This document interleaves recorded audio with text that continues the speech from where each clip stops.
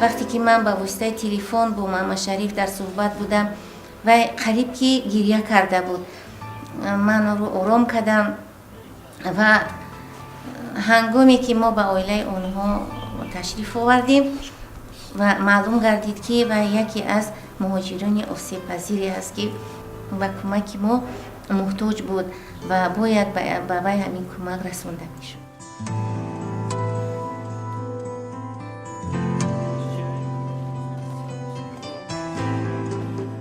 ساعت 6 میخیزم، علافشون ایم خش ایم میتیم، علف خش علف میتیم. بودشی بود ساعت 10 اوشون میتیم. ابیده علافشون میتیم. او بگم میشه ایم خش ایم میتیم و علف خش علف میتیم. ساعت 5 و 6 ایم خش ایم میتیم. کنجورا سبوز. چهار وقت 5 وقت دیگه اوشون میتیم که به اونامون نسوزن. تشنه نمونه، خراب نشون.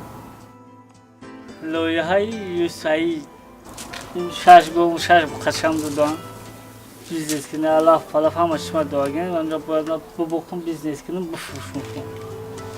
در تفرختم و تجربه تا بخرم باید مونو که دون نشه ها نبود نشه ها سمشه همین فیدشه را از خود که زندگی دا بودم کنم. این 6 تا گوه 7 تا 8 تا 10 تا کنم. با سیمیش کلون کنم با نو بچه دیمونده برم اوجا زمین گرفتیم خونه کنم جدا کنم با زندگی خود شوه خیلی با خرسان